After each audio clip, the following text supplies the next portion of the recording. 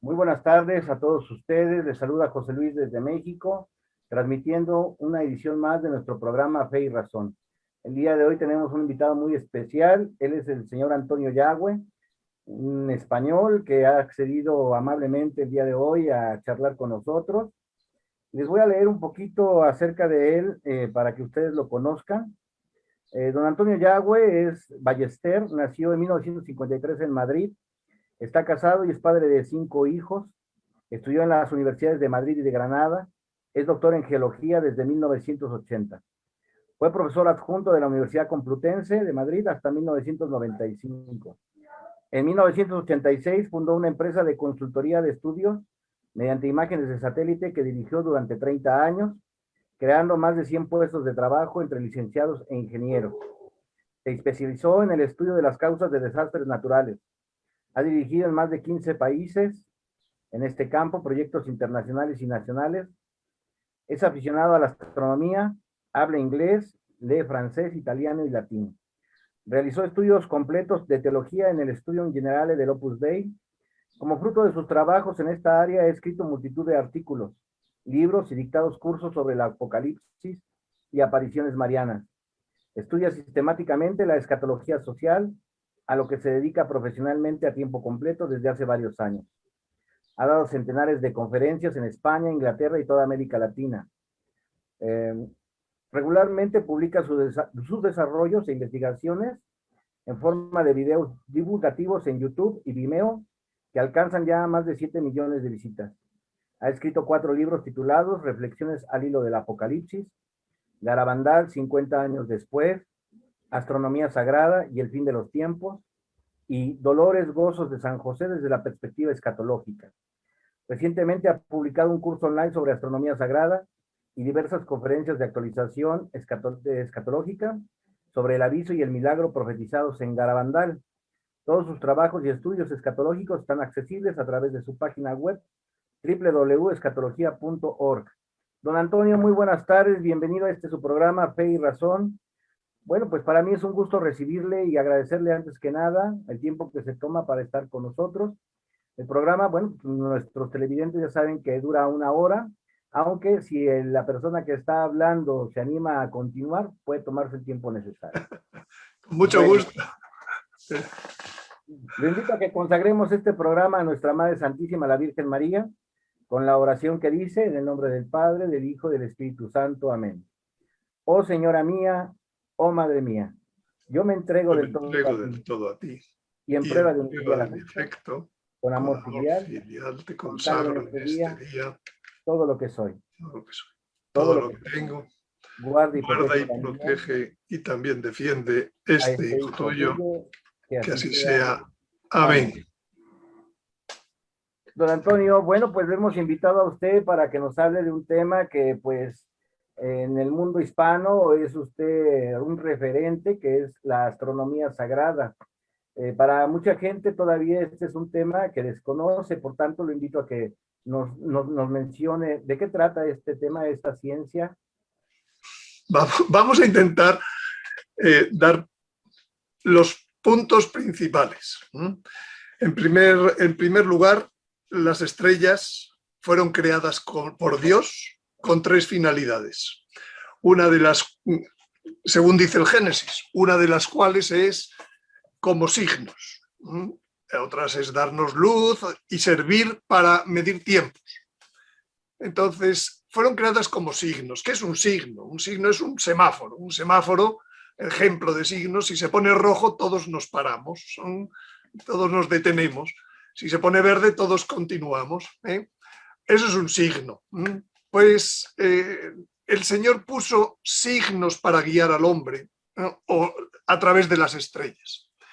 Esto fue en el libro de Job, está explicado. Dice, ¿puedes acaso tú quitar los nudos de Orión? Él mismo creó esas constelaciones. Él llama a cada una de las estrellas por su nombre. Él le puso los nombres. Cuando las creó dijo, vio Dios que era bueno. Vio Dios que era bueno. Entonces, luego el Salmo, por ejemplo, dice, el Salmo 19, que los cielos narran la gloria de Dios, el firmamento, todo, la gloria de su nombre, ¿no? La creación es la primera que evangeliza. Dios hizo al hombre a su imagen y semejanza. Dios hizo esa creación para que el hombre la disfrutara, para que el hombre se acercara a él. Entonces, el diablo vino y hizo algún desarreglo, que se llama pecado, y a través del pecado, pues también introdujo una serie de engaños en lo que Dios había creado. Y entonces, ese plan, esa gloria de Dios que explica las estrellas, pues él lo pasó a su plan, al plan del diablo, para perder a los hombres. Ese plan se llama astrología. Es pervertir lo que Dios hizo. Pero no por eso Dios dejó de decir, no, ahora ya las estrellas son malas. No, las estrellas que él hizo, las hizo para siempre y vio que eran buenas. Y de hecho, cuando se encarna la segunda persona de la Santísima Trinidad, pues hay personas que todavía conocen esa sabiduría y siguiendo esa sabiduría y no otra, que podría ser a lo mejor la Sagrada Escritura, pues siguiendo la sabiduría que estaba escrita en las estrellas desde el comienzo de la creación, pues encuentran que ha nacido el Mesías, ha nacido el hombre Dios profetizado desde el primer momento en el paraíso cuando peca Adán, y Dios le dice, esto tiene solución, no te preocupes, la mujer va a pesarle la cabeza a Satanás, entonces la descendencia de la mujer. Entonces ellos, aquel mensaje antes de que se escribiera el Génesis, que ya se conocía, ya estaba en la humanidad, Noé lo trajo, Abraham lo conocía antes de que se escribiera el Génesis, 2000 años antes de Jesucristo, etc.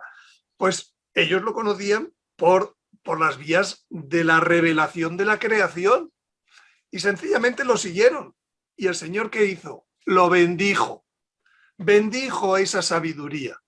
Les permitió conocerle, les permitió adorarle. Y cuando ellos llegaron a adorarle, no llegaban allí y decir, hombre, por fin te vemos. No, les llevaban unos regalos. Y esos regalos son muy significativos de la sabiduría que ellos tenían de aquel niño. Le llevaban incienso. ¿Por qué se lleva incienso? Porque sabían que era Dios. Le llevaban mirra. ¿Por qué? Porque sabían que era hombre. Y le llevaban oro, porque sabían que era su rey, rey del universo. Incluso yo diría más, sabían que habría una etapa de mirra, de dolor, y habría otra etapa de oro, de reino. Venga a nosotros tu reino. Todo eso lo sabían por las estrellas. Asombroso. Bueno, pues hay personas que piensan que esto es, no tiene nada que ver con la revelación, no tiene nada que ver con la fe, que cualquier cosa que se trate de estrellas cae dentro de aquella maldición que el Deuteronomio le dedica a los que tratan de buscar adivinación a través de las estrellas. Y yo digo, efectivamente, hay una equivocación total entre profecía y adivinación. Hay personas que piensan que la profecía es adivinación. Pues digo, pues sencillamente son ignorantes. No tengo por qué defenderme de nada. Y efectivamente nuestro Señor, cuando habla en el discurso escatológico de su segunda venida, dice, no solo en la primera venida a mí me vinieron a través de las estrellas, sino que habrá señales de mi segunda venida en el sol, la luna y las estrellas. ¡Ah, caramba! Entonces los teólogos, como piensan que la astronomía no es teología, piensan que no tiene nada que ver con Dios, pues hay algunos que pueden decir, no, no, es que eso es del demonio. Digo, señor mío, lea usted el Evangelio para empezar.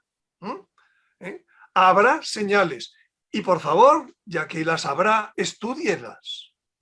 No se quede fuera de la interpretación profética, porque el Apocalipsis 3:3 dice, si no vigilas, no sabrás a qué hora vendré sobre ti, y vendré como ladrón sobre ti, porque no has vigilado. Bueno, pues para vigilar, una de las cosas que hay que hacer es saber de señales en el sol, la luna y las estrellas, como supieron los Reyes Magos.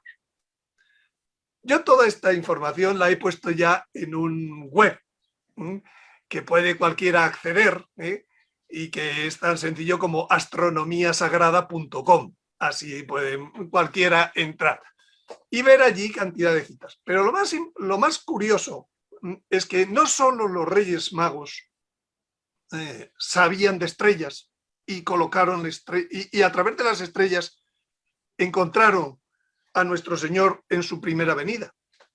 Lo más curioso, y usted que es mexicano todavía lo entenderá mejor, es que la Virgen de Guadalupe llenó su manto de estrellas, apareciendo ella como la mujer del Apocalipsis. Como volviendo a decir, señores, que en los tiempos del Apocalipsis, en los tiempos de esa mujer, las estrellas os van a guiar mucho, como guiaron a los Reyes Magos. Y efectivamente, hace como 50 años, los estudiosos mexicanos encontraron que aquellas estrellas no estaban puestas al azar. Aquellas estrellas eran fiel reflejo, un mapa de las estrellas del cielo. Cuando yo vi este dato, dije, pues hay que saber de qué mensaje da la Virgen de Guadalupe a través de esas estrellas. Sabemos qué mensaje da a través de los dibujos de su túnica, y se estudia a ver por qué, qué pudieron entender los indios de aquel momento a través de aquellos dibujos, a través de aquella presentación de la Virgen con una túnica de este color, con un manto del color del emperador. Todas esas cosas se estudian, pero cuando llegamos a la mitad de la figura, que eso es lo que ocupa el manto, allí, ¿qué mensaje dio?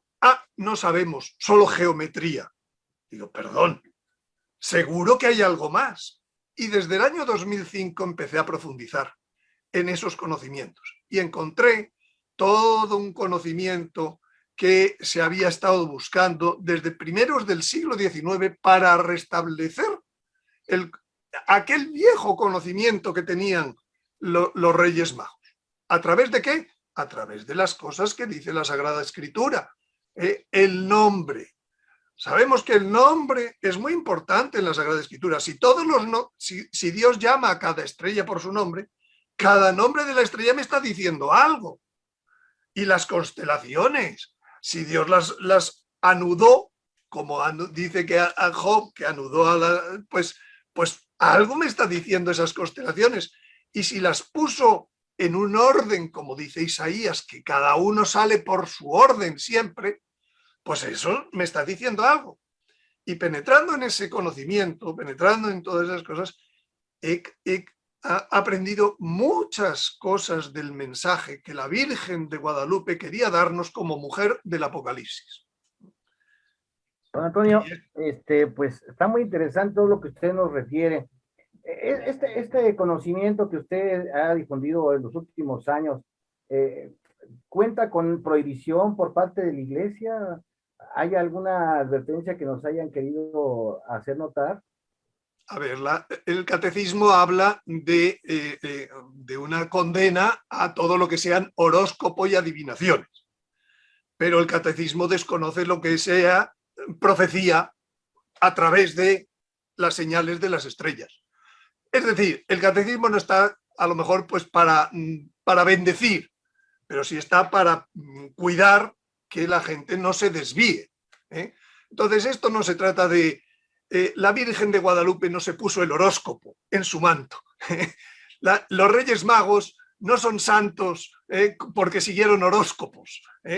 Entonces, entendamos y diferenciemos y no seamos ignorantes. Yo lo que agradecería es que la Iglesia pusiera en la formación teológica de sus sacerdotes, como la que yo he recibido, que usted ha leído antes en mi currículum, agradecería que pusiera una asignatura de escatología en la que se incluyera este tipo de cosas, porque si el Señor ha puesto eso y nos ha advertido que con ello sabremos cosas de la segunda venida, vigilaremos, pues me parece absurdo que los sacerdotes desconozcan esto, sean ignorantes. Es más, que digan que está condenado.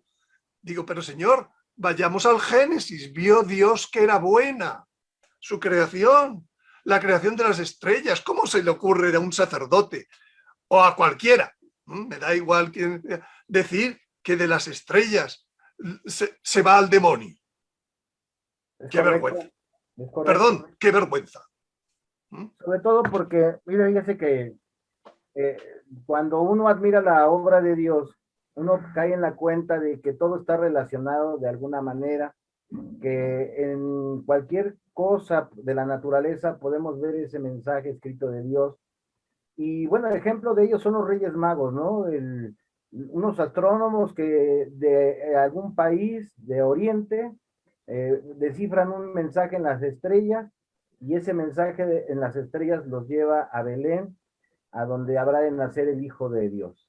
O como visita usted el manto de la Virgen, que ahora han caído en la cuenta los estudiosos, que esas estrellas de alguna manera pues nos reflejan la noche del día 12 de diciembre de 1531, día en que aparece la Virgen, y que están posicionadas exactamente, vistas desde el cielo, las estrellas, lo más curioso, como si estuvieran mirando a la tierra. Y encuentra uno un mensaje que ahora esas estrellas inclusive traen una armonía, y que no deja uno de maravillarse, ¿verdad? Por cómo Dios deja escrito todo, no hay nada al azar, todo está calculado, y por lo mismo entiendo que hay un mensaje en las estrellas. ¿Qué momentos históricos podríamos decir que ha podido usted encontrar en las estrellas, don Antonio? A ver, cuando se trata de buscar historia hacia adelante, que se llama profecía, y la clave de todo la da un profeta que se llama Daniel. Daniel llega a poner en su capítulo 9 algo que dice, por ejemplo, 70 semanas de años están establecidas. En los capítulos 7, 8 está diciendo plazos con días, desde que se comete la abominación de la desolación hasta que se llega al reino. Dice 1290 días, 1300. Por tanto, la principal información de tiempos que tenemos proféticos está en el profeta Daniel, en la Sagrada Escritura. Cuando uno trabaja con tiempos a través de las estrellas, debe referir las cosas a la Sagrada Escritura y principalmente a Daniel, aunque también en el Apocalipsis hay tiempos, también hay en otros lugares tiempos, ¿no? Pero plazos, no solo tiempos, plazos, que es muy importante. Entonces, a mí lo que me sorprende es cómo la Virgen de Guadalupe cuadra exactamente lo que pone en sus estrellas con los plazos que da Daniel. Vamos a dar un pequeño detalle. Por ejemplo, Daniel dice que 70 semanas de años están establecidas sobre tu pueblo y tu ciudad santa. Y es maravilloso las cosas como las va diciendo. Y divide esos 490 años, por cierto, 490 años son 70 semanas de años, ¿verdad? No sé si se da cuenta que dentro de pocos meses, 5 meses aproximadamente, se cumplen 490 años del día en que aparecieron las estrellas en el manto de la Virgen de Guadalupe. Quizás esto nos llevaría a pensar que los tiempos que vivimos pues son muy importantes. Hay algo detrás de esas circunstancias, que no son casualidades. 490 años el próximo 12 de diciembre. Pero el año 490 empezó el pasado 12 de diciembre. Estamos viviendo un año que es profético 100% con el profeta Daniel. ¿Y por qué digo que la Virgen de Guadalupe encaja con eso? Porque la otra gran profecía que existe en el Antiguo Testamento sobre la venida del Señor es la profecía de Isaías, que leemos todas las Navidades, 7:14. Una virgen va a dar a luz y le pondrá por nombre Emmanuel. Bueno, aquella virgen ya dio a luz, ¿verdad? Pues sí, pero en el Apocalipsis parece que no. Dice que esa mujer va a dar a luz futuro. Y entonces digo yo, ¿qué pasa? ¿2 veces va a dar a luz una virgen? ¿Cuántas profecías tienen 2 momentos de cumplimiento? ¿La venida del Señor es una o son 2? Por tanto, se debería medir con la vara que da el profeta Daniel de 490 años. ¿Solo un caso o 2? Pues yo me pregunto, en el Nuevo Testamento, ¿cuándo aparece una virgen que va a dar a luz? ¿Qué aparición tiene hasta oficio eclesiástico por la importancia que tiene para los católicos? Y todavía no se han dado cuenta que está embarazada porque va a dar a luz. Pues nadie cuenta 490 años. ¿Qué lo está marcando el profeta Daniel? Pero también lo está marcando las estrellas, porque las estrellas están hechas para medir los tiempos. Y entonces la Virgen de Guadalupe puso sus estrellas en el manto de un modo muy peculiar, de un modo que se refiere a constelaciones, y no puso planetas. No se ven los planetas, menos uno que descubrió recientemente un doctor cuyo nombre ahora no recuerdo, que vive en Yucatán, y que ha escrito un libro sobre las estrellas de Guadalupe, hará como 4 o 5 años.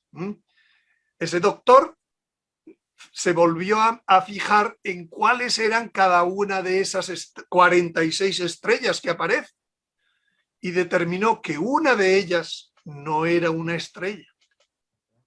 Una de ellas era un planeta. Estoy de acuerdo con él. Esa estrella es Júpiter. Esa estrella está ahí por algo, porque hay una diferencia entre planeta y estrella. El planeta se mueve en el fondo fijo de estrellas. Las estrellas todas las noches dan en 24 horas dan la vuelta al cielo, pero no cambia. Cuando la Virgen puso una de las 46 que sí se mueve, seguro que era para señalar los tiempos. ¿Alguien lo ha interpretado? Pues resulta que aquel día que desapareció la Virgen en 1531, Júpiter estaba donde hoy está, y pueden cualquiera ir a verlo, y yo puedo señalarlo si tuviera en este momento los medios, es esta. Resulta que dentro de unos pocos años, coincidiendo con plazos de Daniel, vuelve a estar en ese sitio. Es como diciendo la Virgen, cada más o menos 12 años, Júpiter vuelve a estar en el mismo lugar. Pues dará revoluciones, y en una revolución concreta se cumplirá el mismo plazo que señala Daniel. Es decir, la Virgen de Guadalupe también está señalando el plazo de la segunda venida. En las estrellas. Por cierto, esto no es astrología, que yo sepa. No, desde luego que no. Esto es conocimiento profundo, científico y espiritual de la Sagrada Escritura. Yo no he hablado todavía nada más que de ciencia y de Sagrada Escritura. Por tanto, lo que no voy a permitirme a lo mejor en este momento es decir cuál es ese momento que está señalando la Virgen de Guadalupe, sencillamente para incentivar el estudio. Porque si yo digo ahora, es tal día, inmediatamente habrá quien diga, pues es verdad, pues es mentira, pues es... No, los principios por los cuales yo llego a una fecha, los expongo. Cualquiera con amor a la Virgen, con amor al Señor, puede deducir, a partir de esos principios, llegar a las mismas conclusiones que yo he llegado. Y yo no soy un mago ni soy un tabur, soy un científico, yo soy doctor, geólogo, aficionado a las estrellas y soy teólogo, porque he recibido la misma formación en el Opus Dei que un sacerdote cualquiera. Por tanto, con todos estos elementos yo enseño, muestro, trato de que las personas vigilen. Lo importante es la conversión. Lo importante de estos tiempos es que nos demos cuenta, la Virgen por todos lados, en todas las apariciones, está diciendo, ya falta muy poco tiempo. Va a haber unos hechos que son únicos en la historia. ¿Para qué? Para la conversión. ¿Para qué viene un aviso? Para la conversión. ¿Para qué viene un milagro como el mayor milagro de la historia? Para la conversión. El esfuerzo del diablo para que el mundo se vaya tras él va a ser más que nunca en la historia, con un hombre que se llama Anticristo. Entonces, por favor, pongámonos las pilas. La ciencia revela a nuestro Señor, y más las estrellas, y lo dice el Salmo, no lo digo yo, no estoy inventando. Y lo revela mucho cuando ponemos nuestra cabeza, que es para algo, que Dios nos la da, llegamos a conclusiones sorprendentes. En realidad porque el Espíritu Santo nos ilumina, pero el Espíritu Santo ayuda a nuestro esfuerzo. Los Reyes Magos eran estudiosos. En inglés se dice wise men, hombres sabios. Y no se es sabio si no hay un tiempo de estudio. En vez de decir, esto lo condena la Iglesia. El que dice eso no sabe de qué habla. De acuerdo. Don Antonio, recuerdo el caso de los Reyes Magos. Ellos precisan en su ciencia más o menos que hay un acontecimiento grandioso que acaba de ocurrir. El nacimiento de un hombre Dios, y saben más o menos por dónde está. Sin embargo, ellos tienen la necesidad de que una vez de que llegan a Judea, de andar preguntando, oigan, ¿y dónde va a ser? Y ya les dicen, oye, es en Belén. O sea, ellos no tienen el conocimiento completo. Yo quisiera preguntarle a usted, en base a esto que acaba de decir, si ha habido alguna vez que tenga que estar usted haciendo un recálculo de los acontecimientos que van a ocurrir, o de las precisiones, o que usted haya llegado en algún momento dado, que diga, bueno, esto no fue definitivo, tengo que volverlo a hacer. Sí, claro. Cualquier estudioso está sujeto a esas cosas, precisamente porque yo no soy un profeta, precisamente porque yo no tengo ese tipo de dones, pues mis estudios pues, se han ido, vamos a decir, acercando a la solución. No necesariamente la solución la tienes a la primera, Entonces, los Reyes Magos, el fenómeno de los Reyes Magos hay que entenderlo desde dos puntos, como complementariedad de dos cosas. Una su conocimiento de las estrellas. Las posiciones de las estrellas, toda una serie de conjunciones que se dieron en aquel momento, todas esas cosas, pues era la primera parte. Pero la segunda parte la narra el propio Evangelio, cuando dice, la estrella se detuvo encima de donde estaba el niño. No hay ninguna estrella que se detenga para señalar una casa. Es decir, junto al conocimiento natural y el fenómeno natural de conjunciones, hubo un fenómeno milagroso. Los Reyes Magos siguieron a una estrella que se paró en un sitio. Pero si solo hubieran seguido un fenómeno milagroso, ellos no serían santos. ¿Saben ustedes que la Iglesia no canoniza a la gente porque haya hecho milagros o porque haya visto milagros? No. La Iglesia canoniza a una persona porque ha vivido virtudes heroicas. Por tanto, si los Reyes Magos solo hubieran visto un milagro y dejado conducirse por el milagro, hoy no serían santos. Los Reyes Magos unieron dos cosas. Una revelación del cielo a través de un fenómeno astronómico y todos los conocimientos que ellos tenían de los fenómenos astronómicos que estaban sucediendo en ese momento, en ese tiempo, que eran fenómenos que solo se repetían cada 512 años. Y entonces ellos dijeron, esto no puede ser casualidad. Esto indica lo que está señalándonos toda esta información y sabiduría que ellos tienen después de muchas horas de trabajo.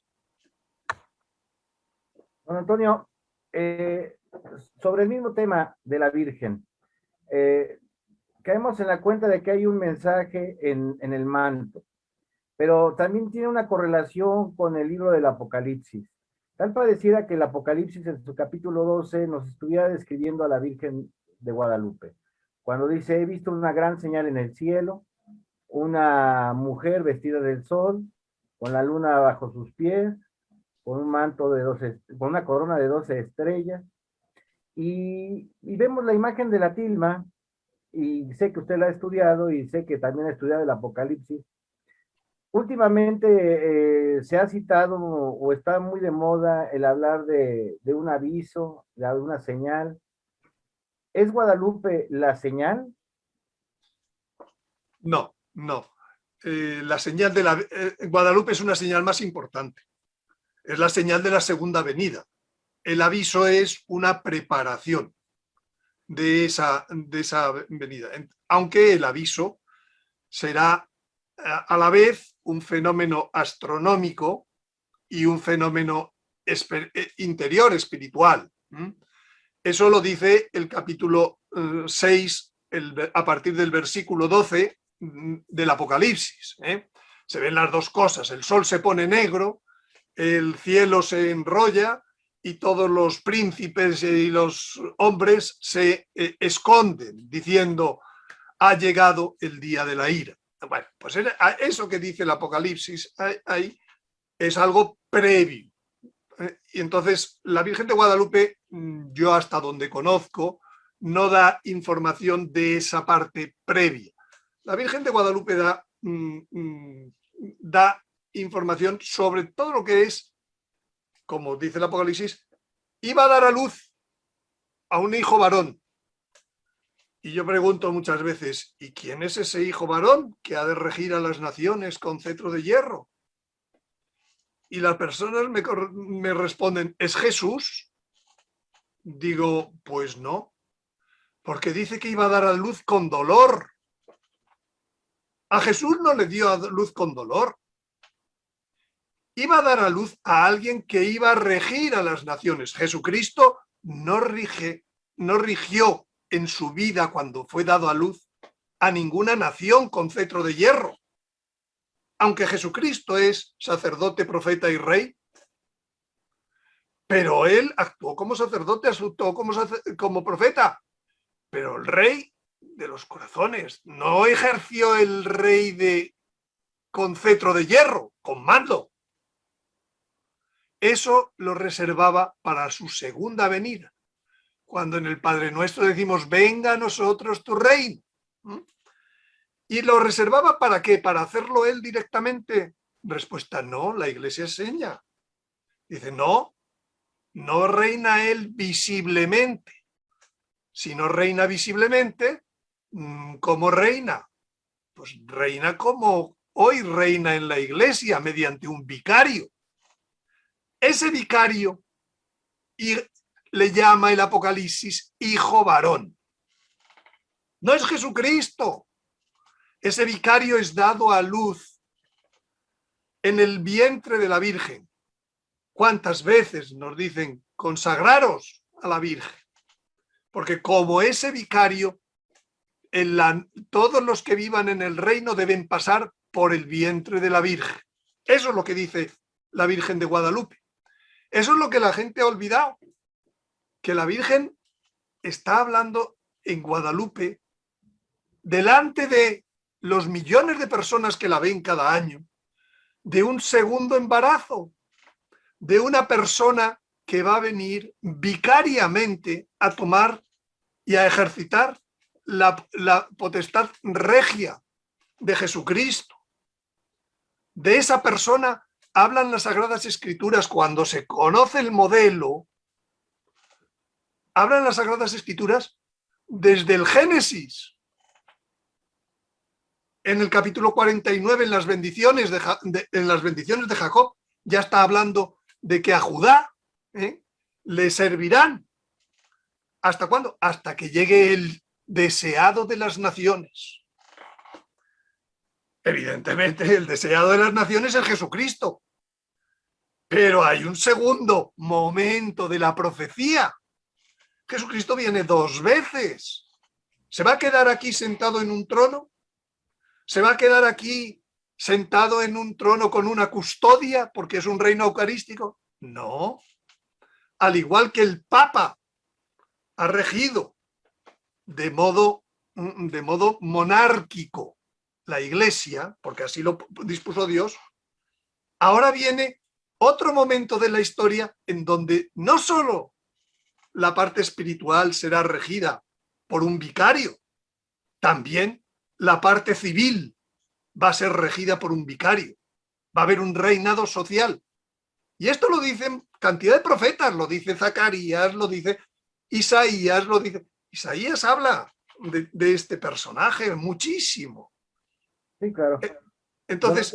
Don Antonio, ahí hay una cuestión que yo quisiera dejar pasar por alto, porque podía prestarse a lo mejor a mayor confusión. El reinado eucarístico, el llamado reinado de los 2 corazones de Jesús y de María, se dice que es procedente o deriva del triunfo del Inmaculado Corazón de María. El aviso conformaría el detonante para ese reinado eucarístico. Es un reinado espiritual, pero ya visible en los hombres. A ver, entre el aviso y el momento en que surge ese reinado eucarístico, pasan unos años, pasa un tiempo. El aviso ayuda a la conversión, pero la conversión el hombre la tiene que ir trabajando, practicando. Sí, será un momento clave, pero no es al día siguiente todos convertidos y estupendos. No. De hecho, va a haber un tiempo de purificación, lo que se llama la última semana de Daniel, o gran tribulación, como nunca hubo. Pero es un tiempo breve, 7 años, 8, los que sean, unos pocos. Al final de ese momento es cuando llega la victoria de Jesucristo y la victoria del corazón inmaculado de María. Y también está en la Sagrada Escritura esa victoria, como batalla de Armagedón, en donde el anticristo es vencido. Y también lo dice San Pablo en Corintios, y lo dice Zacarías. En 1 Corintios 15:51 dice, todos seremos transformados, los que quedemos al sonido de la última trompeta. Y lo dice Zacarías 13:8, solo 1/3 pasará a los 2/3 perecerán. Pero 1/3 es mucha gente. ¿Eh? 1/3, ese es el triunfo de María. Y en ese triunfo es cuando viene el Espíritu Santo a completar dones. El primer don es el que dice San Pablo: todos seremos transformados. Que es lo mismo que decir, la muerte se va del mundo. Cuando entró el pecado, con el pecado entró la muerte. Cuando llegó la redención, se marchó el pecado. Obviamente, ha habido una primera etapa en donde eso lo que nos ha permitido es entrar a la amistad con Dios y entrar al cielo. Pero la muerte hoy todavía no se ha marchado. Claro, pero sobre todo fíjense que me llama la atención algo que dice la Escritura en ese sentido, respecto a ese mundo hermoso, eucarístico de los dos corazones, es de que la gente seguirá muriendo en esa época. De hecho, describe la Escritura que maldito aquel que no llegue a 100 años. A ver, efectivamente, Isaías dice, dice las dos cosas. Aniquilará la muerte y dice esto que me está diciendo usted. ¿Cómo es compatible? Es muy sencillo. Si dice San Pablo, todos serán transformados, significa que todos los que entren en esa nueva etapa serán inmortales, porque la transformación es la inmortalidad. Es volver a la situación de Adán. Ahora bien, ¿se ha acabado la historia? No. Los hombres que vivan en esa nueva época son hombres que van a engendrar hijos de acuerdo con el mandato del Señor. ¿Llenad la tierra? Sí. ¿Los hijos que nazcan serán personas que no van a ser ya probadas? No, hasta Adán, que nació purísimo, fue probado. Entonces, no los que pasan y entran transformados a esa nueva etapa, pero sí sus hijos van a ser probados. Y en esa prueba, a pesar de que tengan facilidades, dones, ambiente social, ambiente de la naturaleza, lo que queramos, la libertad del hombre puede hacer que no. Y entonces eso es lo que esas personas, dice, el que muera de 100 años, fíjense ya que en qué tiempos estamos, será tenido por maldito.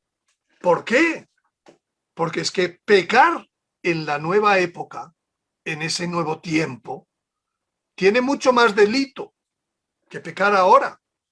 Porque entonces los dones, la situación de Adán no es la misma que la situación nuestra cuando pecamos. Él hablaba con Dios todas las tardes, etcétera, ¿entiende? Entonces, claro, pecar en esa condición es para ser maldito. Y entonces, pues yo no sé si habrá confesión entonces o no, pero desde luego si hay pecado hay muerte. Pero, entonces, por eso el último enemigo vencido será la muerte. ¿Cuándo?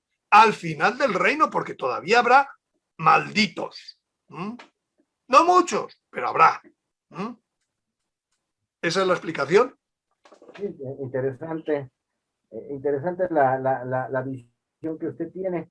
Bueno, sobre todo ahora que se habla mucho de Garabandal, se habla mucho del aviso, han surgido por ahí un sacerdote canadiense, padre Michel Rodríguez, se habla de los videntes de Medjugorje, todo el mundo habla ahora de que están a la espera de la revelación, por ejemplo, de esos secretos de Medjugorje, y de alguna manera pareciera que nos estamos distrayendo y estamos dejando pasar lo que usted citó en un principio, que lo más importante es la conversión. Estos temas de prevención, de tratar de mirar la obra bíblica y la obra de las estrellas, o lo que dicen videntes, ¿qué tanto ayuda desde su punto de vista a esa conversión, don Antonio? A ver, Sí, sí. Dios está empeñado en nuestra conversión. Siempre sabemos que Él, si no, nos busca de un modo o de otro. Entonces, todos los acontecimientos que están ya profetizados, y al estar profetizados, yo diría, están planificados por Dios. Están planificados para nuestra conversión. Si el que los planifica es Dios, dice, no, es que el anticristo es el hijo de la perdición, es el hijo del diablo, por tanto eso es del diablo. Digo, sí, pero es una permisión de Dios para que a través de ese error, pues la gente se pueda convertir. O sea, hay veces que la conversión viene después de un golpe, de un batacazo, ¿no? No tiene por qué ser la conversión pues por un milagro en que vemos a la Virgen María. Hay santos de todo tipo, ¿eh? Entonces, todos esos hechos que vamos a vivir, yo los veo desde la perspectiva de la conversión. Los mejores y los peores. Y voy a decir, el peor de todo, el central que Dios va a permitir, se llama abominación de la desolación. Es decir, supresión de la Eucaristía. ¿Quién tiene poder para hacer eso? Si no es el que está sentado en la cátedra de Pedro. Entonces, pero está profetizado. De acuerdo a esto que está usted pidiendo profetizado, ¿cuál sería la cronología de acontecimientos que estarían por venir, don Antonio? De modo sencillo, yo diría, el primero es aviso. Por eso ya hay tanta urgencia, tantas revelaciones, es el primero. El segundo, tras el aviso, un gran milagro, que es como confirmación de lo que las personas van a sentir en ese aviso. Lo tercero, inmediatamente después, una de las personas que habrá pasado el aviso y el milagro es el Papa. El Papa hay cosas que hoy en día todavía no ha hecho, de las que ha pedido el cielo. Por ejemplo, no ha hecho la consagración de Rusia. Por ejemplo, no ha hecho la declaración del quinto dogma. A lo mejor después de las gracias que se reciben en el aviso y el milagro, a lo mejor decide hacerlo.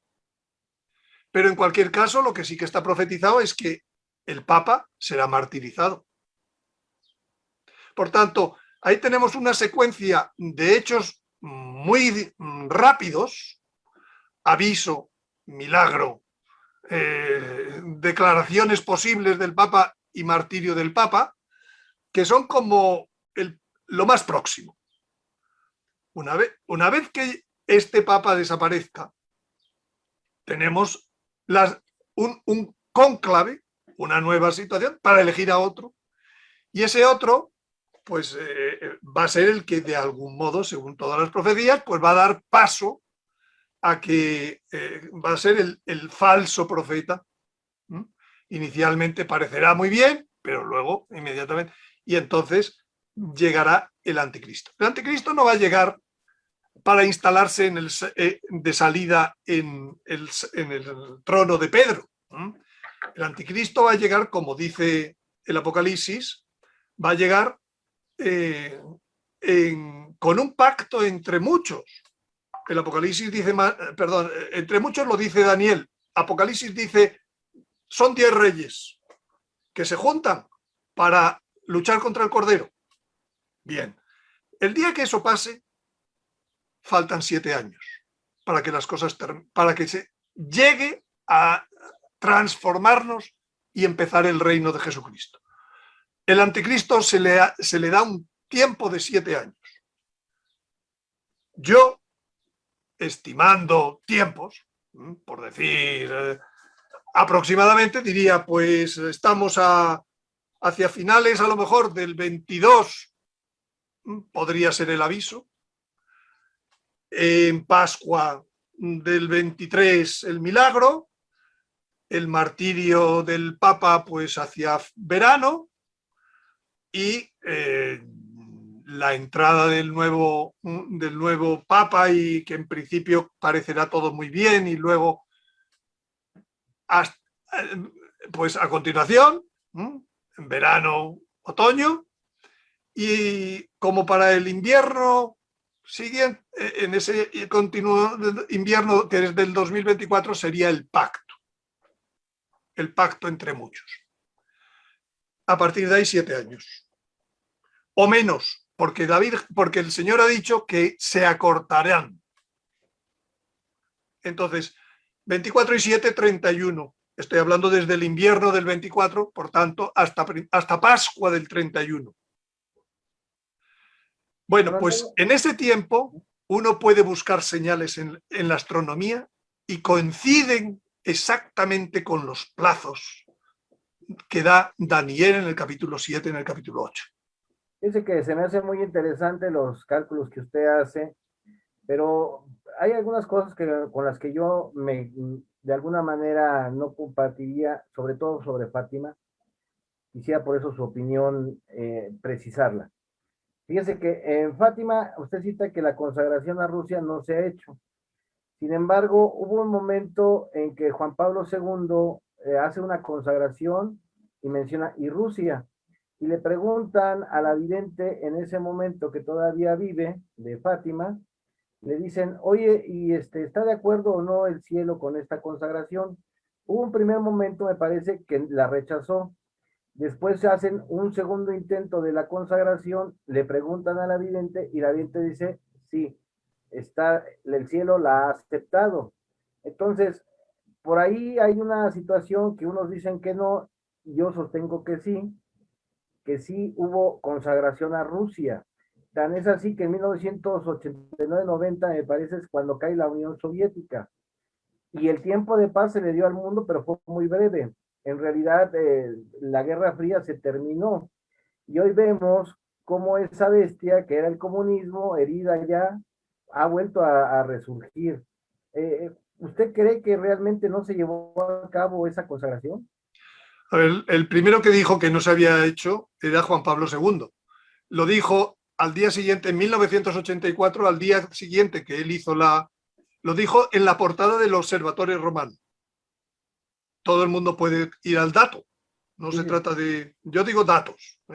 Segundo, si el Papa dice que no se ha hecho, pues ya le pueden preguntar a cualquier vidente, ¿entiende? Él sabe que no se ha hecho. Segundo, eso no significa que no tenga algún efecto beneficioso el esfuerzo que ha hecho. Y efectivamente, 5 años después, en aquel momento se están dando unas apariciones de la Virgen que hoy siguen en estudio en Chile, que se llama Peña Blanca. La Virgen dice, en el año 84, en mayo había sido ese acto de Juan Pablo II, en julio dice, si tanto dicen que me quieren, que hagan lo que yo digo, que hagan lo que yo pido. Es muy, muy fuerte lo que dice la Virgen en Peña Blanca. Por tanto, no es que lo diga Juan Pablo II, es que lo dice la Virgen en unas apariciones importantes, donde había cientos de miles de personas en aquellas apariciones.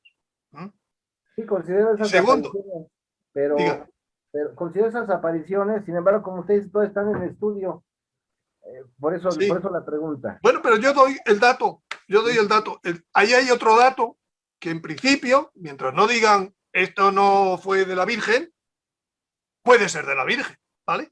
Sí. Siguiente dato. Entonces,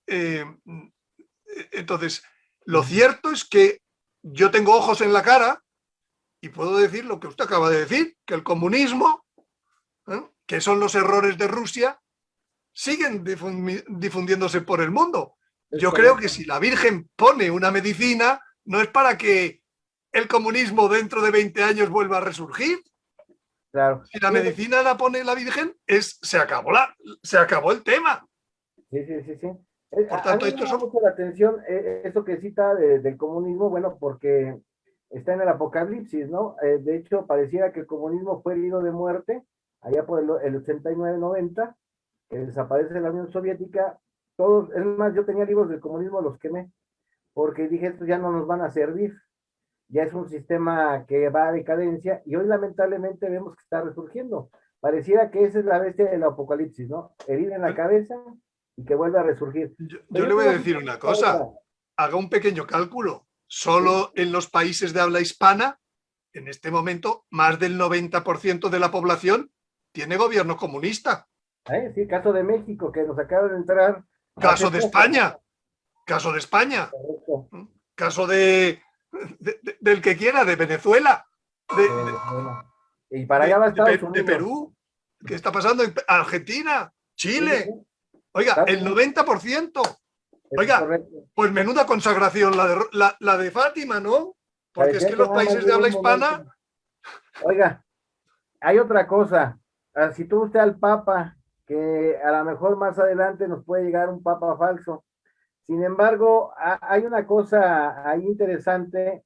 Necesariamente tiene que ser el Papa, el de la Iglesia Católica, el falso profeta, porque, mire, ahí hay una situación. Hoy por hoy se habla de que el nuevo orden mundial, dentro de esta Agenda 2030, lo que está pretendiendo es la destrucción de la Iglesia Católica, porque sabemos que está impulsada esa agenda por la masonería Illuminati. Y necesariamente ahora hemos visto con Gorbachev, una vez que terminó de la Unión Soviética, él escribe una carta de la Tierra, o carta a la Tierra, en donde ahí ya habla de un gobierno mundial, pero también habla de una religión mundial.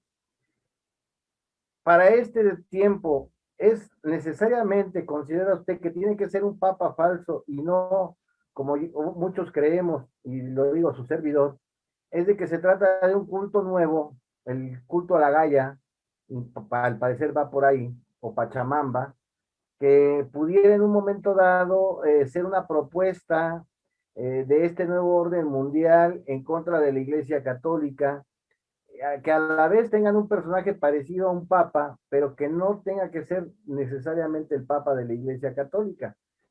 Por eso, inclusive cito que se habla en un momento dado en el futuro, de que efectivamente el papa será martirizado. De hecho, así se ven las visiones de Fátima. Pero necesariamente ese falso profeta tiene que ser el papa católico en su visión. Vamos a ver. A ver. Cuando se habla de falso profeta, la palabra profeta está hablando de algo religioso, ¿vale? Entonces, el anticristo sabemos que está siendo esperado como Mesías por los judíos, como Mahdi por los maometanos y como, pues eso, anticristo por los cristianos. Entonces, no tenemos que olvidar lo principal que dice la Escritura sobre ese personaje que se llama Anticristo, que dice: engañará, si fuera posible, a los elegidos. Es decir, el Anticristo no viene para los que son de New Age, no viene para los cristianos que se toman con poca seriedad su religión, ni para los musulmanes que son... No, viene para los elegidos. Si a alguien va a convencer el falso profeta, y por tanto el anticristo, es a los elegidos. Esa gente, oiga, que estamos intentando seguir de cerca a Cristo. Seguir de cerca, en el caso de los judíos, pues a la venida del Mesías. En el caso de los musulmanes, seguir de cerca a la venida del Mahdi. Entonces, podría ser, porque también lo dice el Evangelio, que habrá falsos profetas, plural. Probablemente puede haber un falso profeta principal en el mundo católico, en el mundo cristiano, un falso profeta principal en el mundo judío, un falso profeta en el mundo de los musulmanes, que convergen sobre una figura. Figura que no se esperen ustedes que sea un malvado, al revés, es alguien para convencer a los elegidos, será un santo, será un sabio, desde el punto de vista será evidente decir, oiga, ¿cómo no voy a ir con este? Es más, en un pasito más dirán, ¿cómo no va a ser este Jesucristo? Les recomiendo que lean un libro que se llama Un cuentecillo sobre el anticristo, que escribió un ruso ortodoxo que se convirtió al catolicismo a finales del siglo XIX, que se llamaba Soloviev. Soloviev. Y el título en inglés que lo pueden encontrar, pero también en español está gratuitamente en la red, se llama A Tale of the Antichrist, que es un cuentecillo sobre del anticristo. Verán ustedes cómo se les cambia la mentalidad del nuevo orden mundial y de todas estas cosas con la que nos intentan distraer. Por supuesto que el anticristo va a manejar el nuevo orden mundial, pero lo va a manejar de un modo que ustedes ahora mismo no sospechan. Habla San Pablo y dice, oiga, que va a engañar, tiene un poder engañoso que va a coger a todos los que no amaron la verdad. Amar la verdad. ¿Estamos seguros que amamos la verdad como debemos amarla? Para que no nos engañe ese poder engañoso una vez que se ha removido el famoso catejón. Entonces, cuidado, cuidado. Mire, hoy voy a subir un vídeo de una charla que di ayer por mis canales online, en donde hay un conocido analista cristiano, colombiano, para decir más datos, que le preguntan recientemente, oiga, ¿cree usted que esta persona que se ha manifestado en Pascua, en Israel, que se llama, le dan el nombre de Izquiajo Ben David, su nombre propio es Shlomo Yehuda, pero en fin, en cualquier caso, es un personaje que parece que se llama. Resultado, dice, no, no es posible que sea esa persona. Dice, ¿por qué? Porque la Virgen en la Salet dijo que sería hijo de una monja y de un obispo. Y lógicamente ese señor, no eso. Digo, por favor, un poco de seriedad en la interpretación. Un niño de 12 años que solo hablaba patuá, un dialecto francés, que no había salido nunca de la zona aquella, tiene una visión de quiénes son los padres del anticristo. Y resulta que este señor que se ha manifestado hace unos días, pues es hijo de un rabino y, y su madre es musulmana, para que pueda atender al mundo musulmán que le está buscando. Y yo pregunto, a un niño que le enseñemos hoy una mujer musulmana metida en su hábito negro, como que es una religiosa, es una monja, y un rabino con su medio barba y su gorrito es un obispo. Pues oiga, cuidado con los intérpretes católicos que hacemos famosos, nosotros mismos, porque las cosas están muy cerca. Si estamos diciendo que hay un pacto entre muchos hacia el año 24, primeros del 24, lógicamente ya tiene que estar, ya tiene que aparecer. ¿Cómo se manifiesta este señor? Como un sabio, un erudito, un santo. ¿Qué edad tiene? La misma que decía Soloviev cuando escribe su libro, un cuentecillo del anticristo. La misma que decía Soloviev cuando empieza a aparecer. Bien haríamos con aprender del plan que dice Soloviev que seguirá este señor, porque por ahí va a enganchar a los elegidos. ¿A los elegidos de quién? De los cristianos, léase protestantes, de los católicos, ya verá usted qué falso profeta se le va a aparecer. Hay muchos mensajes que hablan ya de ese próximo elegido en un cónclave. ¿De qué lado será y cómo será? Por tanto, a los elegidos y a los musulmanes, a los elegidos musulmanes, a los que están estudiando, porque de ahí es muy fácil luego llegar al mundo entero diciendo, sí, es él, es el esperado, es el Cristo.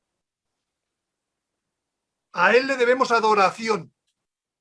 Fíjese usted, adoración, porque es que hoy podemos pensar, si yo, ¿cómo un sacerdote católico va a adorar a alguien que venga diciendo que es Cristo? cuidadito, que lo que dice la Sagrada Escritura es muy serio. Sí. Y estamos orientando las cosas por un nuevo orden mundial, por unos... No, cuidado. Fíjese que yo aquí lo que advierto es de que estamos viviendo tiempos excepcionales, no me queda ninguna duda. Hemos observado cómo la élite en el poder y en cada país lo que ha procurado es manejar las modas, ha procurado manejar los medios de comunicación, la educación de los pequeños, el apartar a los padres de los hijos en cuanto a su educación, y han logrado de alguna manera estar creando un mundo con nuevos valores, o más bien con disvalores, donde lo malo de antes ahora pareciera que es bueno.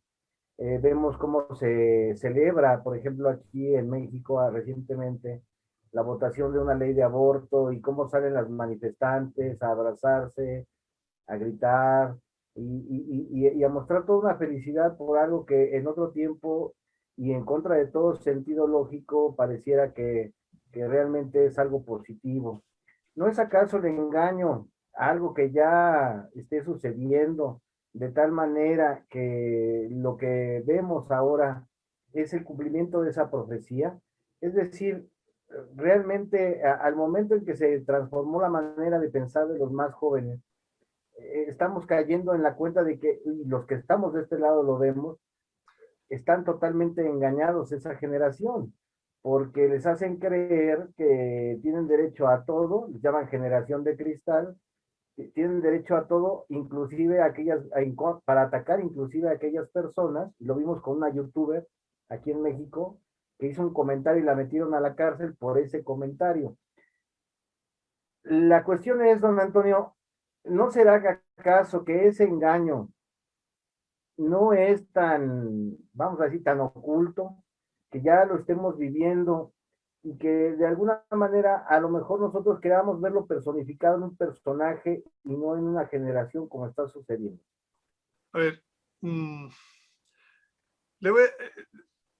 nuestro Señor le habla a algunos místicos de que el anticristo ha tenido precursores en la historia. Y le quiero recordar un ejemplo de un precursor y cómo se dio históricamente las cosas con ese precursor. Ese precursor se llama Hitler, porque así se lo dice el Señor, era uno de los precursores a esta mística que se llama María Valtorta. Fue uno de los precursores. ¿Cómo consiguió galvanizar, hacer que todos le siguieran en un país para ir contra el mundo entero, para montar una guerra mundial? ¿El movimiento fue importante o solo fue importante la persona? Las dos cosas. Entonces, no nos fijemos solo en todo ese ideología que se manifiesta de muchas formas, en el aborto, en el divorcio, en el género, en el trans, en lo que queramos, en la eutanasia. Todo eso se manifiesta, sí, pero eso sin un líder no cristaliza. El ejemplo, se lo estoy diciendo, y cristalizó por una democracia. Hitler subió al poder con los votos y se hizo, bueno, el dueño del mundo durante una serie de años. Pues ese es el modelo de lo que estamos viendo. Sí, lo que estamos viendo es parte de lo que en donde arraigará la doctrina del anticristo. Pero hace falta un libro que se llama Mi lucha, el de Hitler, que cuando lo leen galvaniza. Y todo el mundo ya le dice, eres tú el líder, sigue lo que tú digas. Ese libro es el que habla Soloviev hace más de un siglo, que escribirá el anticristo antes del pacto entre muchos. Su visión, ¿cuál sería, ahora que hablamos de estrellas, don Antonio, de la posibilidad de un engaño o de la posibilidad de visitantes de las estrellas? Te lo pregunto esto porque no sé si haya algún mensaje por ahí que usted haya detectado en relación a Es ese que tema tan yo escabroso. siempre voy en primer lugar a la Sagrada Escritura. Y nuestro Señor, que dijo que los últimos tiempos serían como los de Noé. ¿Qué pasó en los tiempos de Noé? Porque en los tiempos de... También dijo que sería como los de Sodoma. Los de Sodoma está muy claro lo que pasaba, ¿vale? Sodomitas, ¿vale? Pero ¿qué pasó en los tiempos de Noé? Que unos hijos de Dios se unieron con unas hijas de los hombres y generaron una raza que se llamaba nefilines, gigantes, depende de la traducción. Sí, sí, sí. Bien. También dijo Jesucristo, bueno, hay una carta de Pedro que dice, así venga un ángel del cielo a traer un evangelio distinto, anatema sea. Por Sí. eso me interesaba su Bueno, opinión, por porque tanto, ahora se habla mucho de ese tema, no en el ámbito de la iglesia, pero sí en el ámbito de otro tipo, y me preocupa un poco porque pudiera gestarse por ahí un engaño. el engaño del anticristo se va a apoyar, entre otras cosas, en esos hijos de Dios que en tiempos de Noé provocaron la venida del diluvio. Y esos hijos de Dios en hebreo se llama Elohim. Elohim es el nombre de ángel.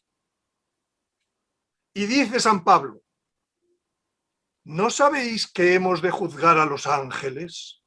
Anda, pero los ángeles no estaban ya en el cielo o en el infierno. Hay un tercer tipo de ángeles. Esto es lo que está diciendo San Pablo, que van a venir a jugar con el anticristo. Bueno, ya han venido, ya están. No seamos tontos. Esto no se fragua en 2 años. Lo que pasa que están ocultos como estaban, como pasa con el tiempo de Noé, que no sabemos cuál era el pecado. Si yo pregunto por ahí cuál es el pecado de los tiempos de Sodoma, todo el mundo lo sabe. Pero si pregunto cuál es el pecado de los tiempos de Noé, nadie lo sabe. Pues Jesús dijo, será como los tiempos de Noé. Entonces, ¿cómo no voy a creer que están los extraterrestres por ahí mezclados en todo el plan del anticristo? Pues claro. Si el plan del anticristo al final, el engaño yo siempre lo reduzco a una cosa. ¿Para qué vino el pecado? Para traer la muerte. ¿De qué creen que va a decir que nos libera? De la muerte, pero no con la resurrección de Jesucristo o con la transformación de Jesucristo. Quiere liberar con su tecnología, con su poder, y entonces hará milagros engañosos. Y Es correcto. claro. No es Y correcto para porque eso se me hizo ayudará de acordarme, ángeles. Claro que se ayudará claro, de ángeles. me hizo acordarme de que ahora vivimos la época del transhumanismo, que es precisamente Claro, la teoría de cómo van a prolongar la vida. eso es la preparación del gran engaño. Y un día veremos a ese señor mostrándonos ejemplos de hombres inmortales, que son De hecho, se inmortales habla de, por su saber y poder.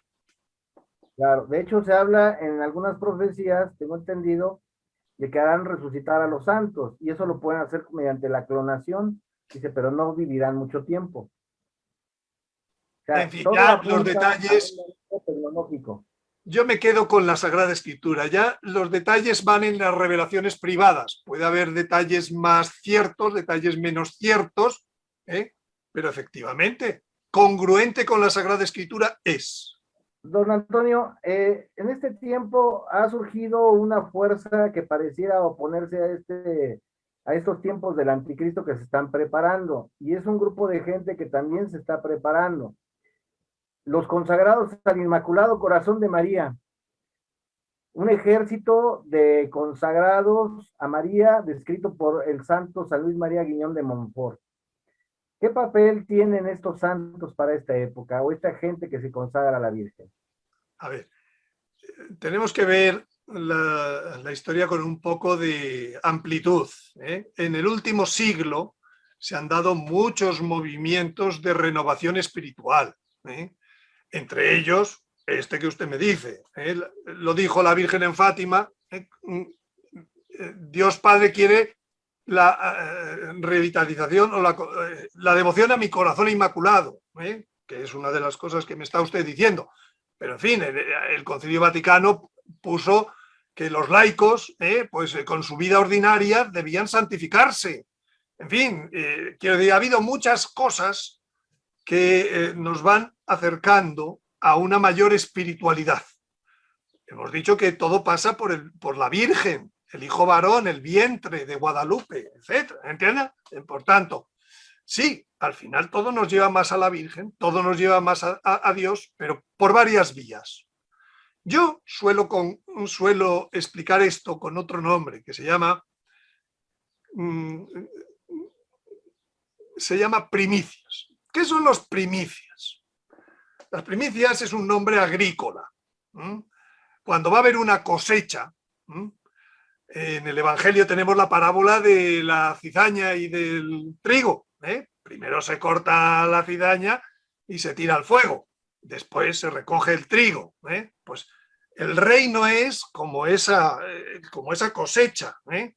Pero es que desde Abel, que ofrecías lo mejor de sus cosas a Dios y era una ofrenda agradable, existe el nombre de primicia. Pero no solo en el mundo agrícola, sino en el mundo animal, pues Dios pide que los primeros animales sean ofrecidos a Él es el dueño. Y en el mundo humano, Jesucristo, ¿por qué va a la presentación? Pues porque va a cumplir la ley de Moisés en ese aspecto. Dios siempre, cuando va a haber algo importante, o algo masivo, algo importante, una cosecha, pide, ofrézcanme antes los primeros frutos. Y ahí están las fiestas del Omer, que durante 50 días se va ofreciendo al Señor unas primicias, 49 de cebada, y el día 50 Pentecostés. La ofrenda es de trigo, de primicias. La fiesta de Pentecostés es una fiesta de primicias. Entonces, yo digo que toda esta espiritualidad, movimiento de espiritualidad, que surge no solo de lo que usted me está diciendo, sino de otros muchos que nos estarán viendo también, que procuran acercarse más a Dios, pues es una preparación que Dios está haciendo para esa cosecha. Y de esa cosecha, dice el Apocalipsis 7, los ángeles sellaron a 144.000. Y en el capítulo 14 dice que fueron tomados como primicias para Dios y para el Cordero. Y le siguen a donde quiera que vaya. Ahí sí que estamos en un momento crucial y clave, porque del análisis de los tiempos, las primicias surgirán antes del aviso. Y esas primicias tendrán lo mismo que la cosecha, no son distintos de la cosecha. Y la cosecha, una de las cosas que hemos dicho que tienen es, todos serán transformados, todos serán inmortales. Porque si no hubiera inmortales del lado de Dios, luchar contra esos ángeles del anticristo, luchar contra ese engaño del anticristo, sería muy difícil, sería imposible. Ese es el plan de Dios, que yo digo que la gente no se preocupa de estudiarlo, frente al plan del diablo, que la gente está constantemente buscando a ver qué nuevo cuestión truculenta sale del nuevo orden mundial, del aborto, de los masones, de los clubes de Bilderberg, del otro, y de eso saben mucho. Y de las primicias se les pregunta y no saben nada. Y la Sagrada Escritura está plagada. Y se les pregunta del hijo varón y no saben nada. Ahora del anticristo, ¡bum!, saben de todo. Entonces digo yo, por favor, orientémonos, no nos dejemos llevar por esos planteamientos que son sensacionalistas. Volvamos y lo que es peor, a veces no solo hay planteamientos sensacionalistas, también hay planteamientos buenistas, cara a los últimos tiempos, dentro de los cosas. Y entonces el aviso, pues se olvida la parte catastrófica que tiene. que lo dice el Apocalipsis, que lo dice en 1000 sitios, pero no. Entonces ya esa parte no nos gusta oírla. Y no oímos que el cielo se enrolló como un libro que se desenrolla. Y que eso va a traer movimientos del mar que van a hundir cientos de zonas. Porque la mayor parte de la población está en las costas. Fíjense, ayer mismo... Don Antonio, pero ahí hay un mensaje de la vidente Conchita de Garabandal que decía en un principio que el aviso no nos haría daño. ¿Hay un error en la interpretación de Conchita? No, es un error en la interpretación del intérprete, porque el intérprete no lee toda la historia, ¿eh? Y entonces el intérprete en ese momento le están preguntando por la parte espiritual. Y ella dice, por la parte espiritual solamente alguno que morirá del corazón. Pero es que Conchita no es la última sabiduría. La última sabiduría es la Sagrada Escritura. Vuelvo a decir, si es que el problema es que hay muchos fatimistas, entre comillas, y no me refiero solo a expertos de Fátima, sino hay muchos expertos de apariciones que no saben una palabra de los profetas del Antiguo Testamento.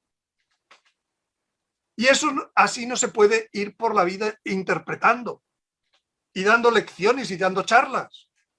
Okay. Entonces, estamos en la Sagrada Escritura. Se habla muchas veces de que el mar irá, el mar vendrá. En los santos, Santa Hildegarda habla de la inundación de Estados Unidos como habla Jeremías. Pero es que no queremos darnos cuenta. Santa Hildegarda, doctora de la Iglesia, etc. Ayer, un sacerdote polaco, se llama Padre Adams, tiene un web en el cual también pone sus visiones, un vidente, habla de que frente a Francia habrá una ola de 800 metros de altura. Esto dicho el día 16 de mayo se ha afirmado esa.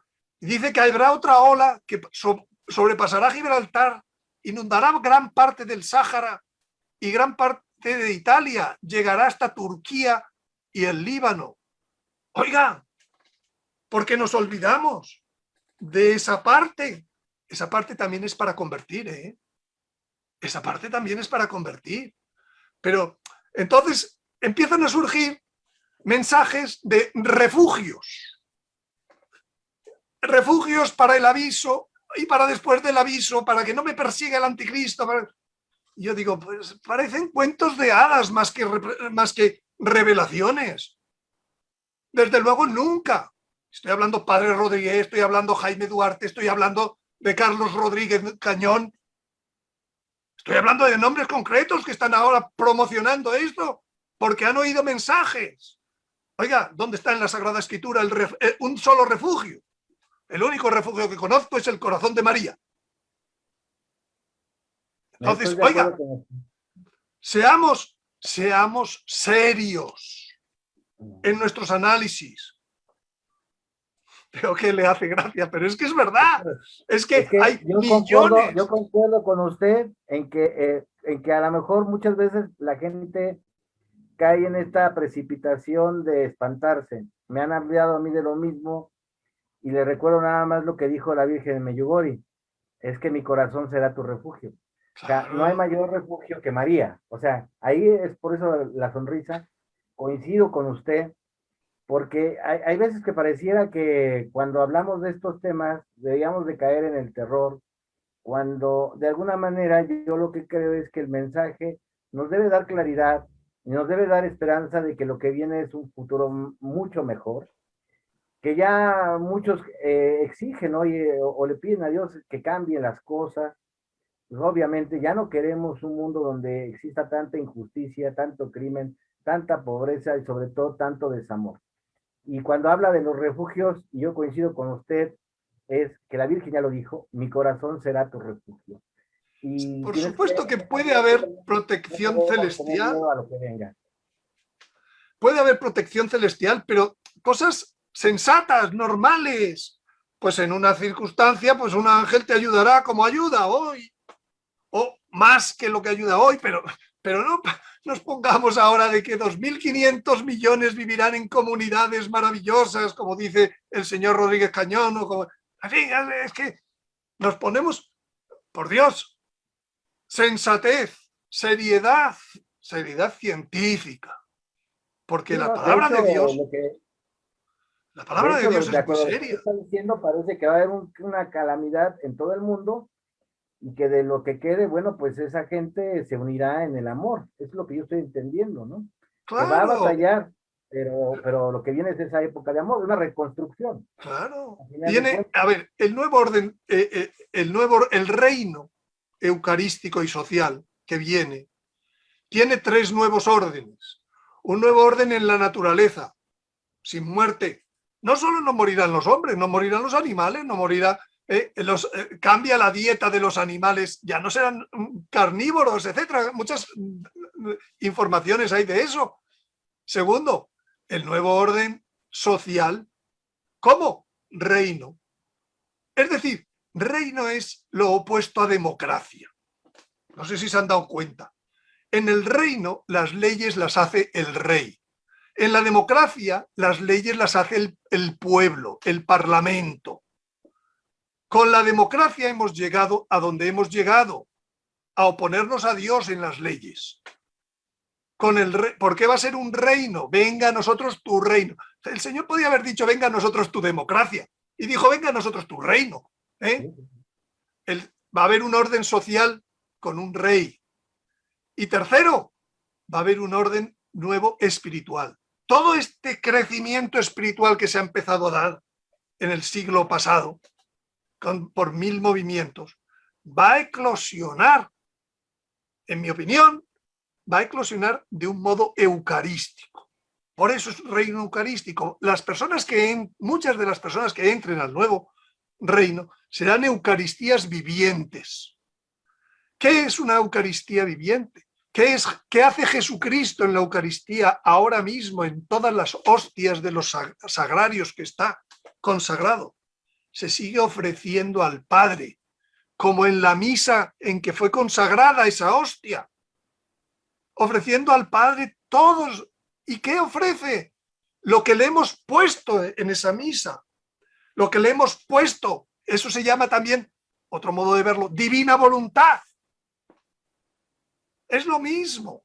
O como lo que usted me ha dicho antes, seguro que también tiene ese aspecto eucarístico por donde sale esa espiritualidad que usted está diciendo, porque es hacia un reino eucarístico que nos está llevando, un nuevo orden espiritual, que De hará hecho, un mundo maravilloso, será otra cosa, no tiene nada que ver. efectivamente, fíjese que desde mi punto de vista, y por eso a mí se me hace muy interesante toda la visión que usted tiene, es de que a lo mejor la gente pensamos o imaginamos unos sucesos así como de película, ¿no? Sin embargo, las cosas que en un momento dado pareciera eh, pasan inadvertidas. Por ejemplo, este cambio de mentalidad actual que prevé la llegada del anticristo, pues se ha venido introduciendo en el mundo de una manera casi sin que se note. Y cuando me imagino yo la serie de sucesos que que pueden provocar un cambio de mentalidad respecto a qué estoy haciendo yo aquí, tiene que venir necesariamente de un clima catastrófico, un clima en donde pareciera que el ser humano no tiene esperanza, pero que tiene que llevarnos a la introspección, a la reflexión de decir, es que nuestra vida como la hemos estado viviendo no tenía sentido y eso sea un detonante para una nueva concepción filosófica del mundo, una reflexión hacia lo que estamos haciendo. Y no obstante todo, yo lo que veo es de que ese futuro tiene que ser eucarístico porque la gente se va a dar cuenta de que solamente en María y en Jesús, en sus dos corazones, estaba la respuesta a todas esas interrogantes del ser humano. A grandes rasgos, yo lo que advierto y es lo que a mí me agrada, es de que más allá de cualquier desastre, el ser humano tiene una esperanza, el ser humano apunta hacia algo nuevo, más allá de decir, bueno, esto puede pasar en el 22, esto en el 24, por ahí hay un mexicano, Alberto Villasana, lo oí que ya hasta se atrevió a decir que en el 2027 pues, se nos va a venir el aviso, pero digo, bueno, a final de cuentas no deja de ser a lo mejor un afán que puede atraerle, en este caso a Villasana, muchos lectores. pero yo no concuerdo en esa situación. Yo lo que concuerdo es de que al final del tiempo o de estos tiempos, el ser humano realmente tiene una esperanza en concreto y está en Cristo. Nos hemos extendido un poquito en el programa y yo no sé qué tenga usted que hacer, don Antonio. Llevamos 1 hora 35. Si usted quiere, continuamos. Si usted tiene de qué hablar, yo encantado. A mí me queda... La verdad es que es un programa pues especial para este domingo en la tarde. Yo creo que está muy bien. Don Antonio, exagera Villasana, por ejemplo, cuando dice 2027, no sé dónde saque esas cuentas, pero yo pienso que es peligroso, ¿no? Yo soy el primero que ha dado fechas que no han ocurrido y ahora me cuido mucho a la hora de decir fechas. He dicho, por ejemplo, que la Virgen de Guadalupe en su manto tiene la fecha. ¿Por qué? Porque he trabajado después de aquel error y he encontrado. Y he dicho que además ahora esas fechas pues coinciden con plazos, no solo en las estrellas, de señales en las estrellas, sino plazos dichos por Daniel en días exactos. Entonces, hablar de fechas, hablar de tiempos, deducir, creo que primero no es pecado. Segundo, es lógico de quien está vigilando. Tercero, todos sacan enseguida, nadie sabe el día ni la hora. Y yo digo, y menos los que no vigilan, porque como sigue diciendo también en Apocalipsis, si no vigilas, no sabrás a qué hora vendré. Vendré sobre ti como ladrón. Pero eso, dicho en positivo, es si vigilas, sí sabrás a qué hora vendrá. Por tanto, el tema de hablar de fechas no es para inmediatamente decir eso no es posible, sino es para saber con qué fundamentos lo está diciendo y si uno se adhiere o no se adhiere a esas deducciones que un estudioso saca. El señor Villasana, supongamos que el aviso es como yo pienso y no como él piensa, que es el 22, pues en el año 23 no seguirá pensando que el aviso es el 27 y hará aproximaciones pues más exactas, porque el señor Villasana tiene un conocimiento, tiene una sabiduría, que no significa que porque hoy diga una fecha equivocada, esa sabiduría no vale. Entonces, cuidado con simplificar diciendo, no, dijo tal o dijo cual, o esta es mi opinión, o esta no es mi opinión, o lo que sea. Esta misma persona que he dicho antes, que decía que este posible anticristo que ha surgido en Semana Santa, decía que no por lo de la historia de la monja y del obispo, pues también decía hace unos meses y hace años pues que el tiempo máximo en que todo debía ocurrir era el año 2028, porque era una generación. Bueno, muy bien, a mí me parecía que interpretaba mal el concepto generación y me parecía que solo un dato no forma granero, un grano no forma granero, que hay que acumular más informaciones, ¿no? Pero en fin, el hecho cierto es que ahora, hace un mes, ha cambiado ya de teoría. Lo que pasa es que la teoría que ahora pone es más alocada que la anterior. Pero bueno, entonces, pero está en el proceso de estudio. Y eso no es malo. Lo que es malo es decir, nadie sabe el día ni la hora, yo ya no vigilo. Es más, todo el que vigila es un pecador. ¿Qué os parece lo que dicen algunos sacerdotes? Algunos eclesiásticos. No, por Dios. Gracias a Dios, todos, hasta los eclesiásticos saben que la iglesia la van a salvar los laicos. Y que viene el tiempo de los laicos. ¿No? Pero a mí me llama mucho la atención el capítulo de Daniel porque da una fecha exacta. Bueno, pues es palabra de Dios. El Espíritu Santo lo dio. O sea, ¿que es pecado? Y fíjense, la otra cosa que me llama la atención es que Jesús dijo, nadie sabe el día ni la hora. Pero no dijo, nadie sabrá. Hay santos, hay santos. Una cuestión de traducción. No, dijo nadie sabe. Y era verdad, en ese momento no lo sabían. En ese momento nadie sabía, y además Jesús en ese momento no se ha ido al Padre. No sabía. Bueno, y En entonces ese momento está limitado. Y yo entiendo que Él no nos da la fecha por la misericordia que tiene. Porque hay dice, bueno, voy a doctores de la alargar iglesia, otro poquito. hay doctores de la iglesia que dicen que cuando llegue el momento, sí que los cristianos sabrán la hora, el día y la hora, porque si no, estarían en grave indefensión ante el anticristo. Es Y eso lo correcto. dice Santa Hildegarda, eso lo dice San Vicente Ferrer, santos canonizados, doctora de la iglesia. Entonces, ¿a dónde vienen ahora simplistas, ignorantes, diciendo nadie sabe? Sí, es verdad, nadie sabe, pero nadie sabrá. No.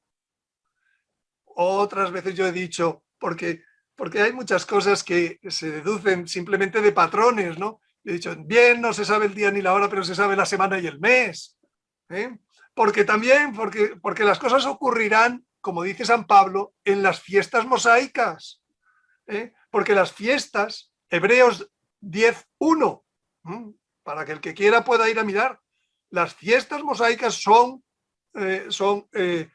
de figura de bienes futuros. Y así ocurrió con la Pascua, que murió nuestro Señor, el bien. El Cordero, el bien, Jesucristo en la cruz. Así ocurrió en la resurrección. La ofrenda de primicias se transformó en su resurrección como primicias de entre los muertos. Y el tiempo de Pentecostés, los 50 días, se transformó en la venida del Espíritu Santo.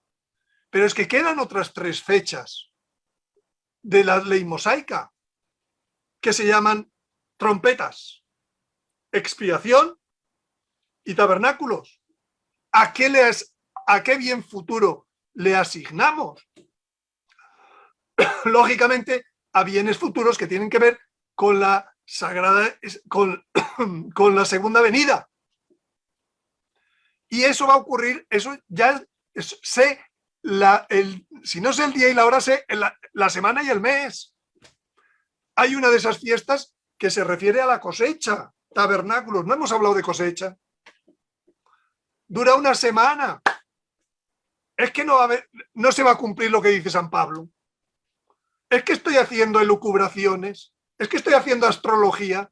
Es que si encuentro una señal astronómica en un próximo tabernáculos, ¿puedo decir que estoy haciendo astrología? ¿O puedo decir que estoy vigilando? Y que estoy buscando en la profecía. ¿Me entiende? Sí, muy interesante la manera en que usted lo expone.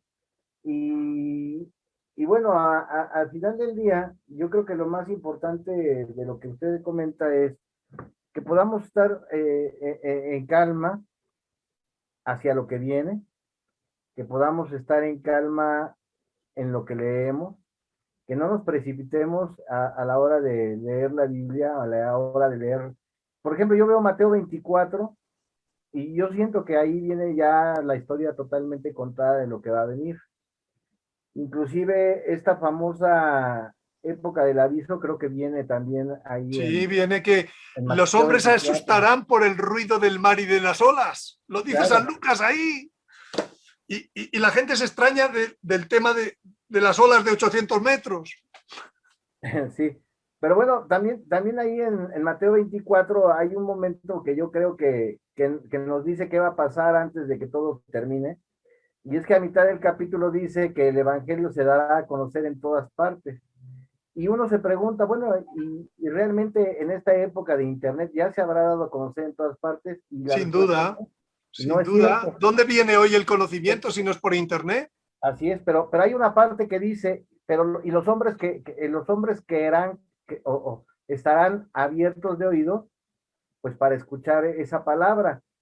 Si nosotros hoy predicamos aún por internet, la gente rechaza normalmente este conocimiento. No está el ser humano actual, los jóvenes sobre todo, Por abiertos a eso, escuchar. por eso va a venir un fenómeno como el aviso. Efectivamente. Y ahí es donde entra Mateo 24, porque dice, y los hombres querrán saber. Y eso es antes de lo último, ¿eh? Está como a la mitad.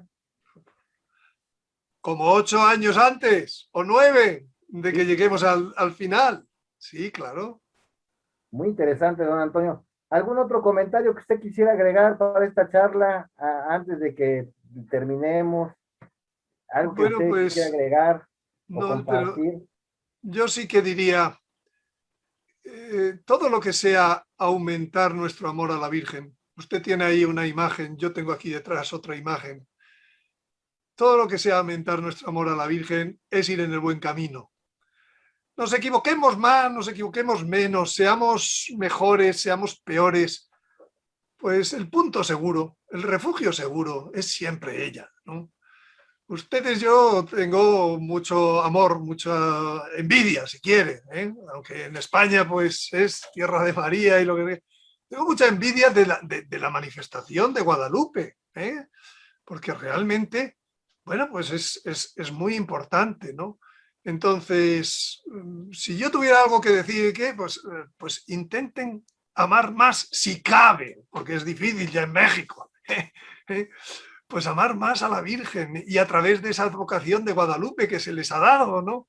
Que tiene además en este momento histórico, año 490, para el nacimiento de un hijo varón que ha de regir a las naciones con cetro de hierro.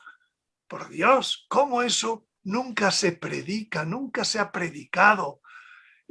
Por mucho que sean eclesiásticos vestidos de púrpura. Qué desconocimiento más total. Qué pena. Con gran corazón, ¿eh? No digo nada del amor que todos tienen en México a la Virgen de Guadalupe. Pero el conocimiento a medias.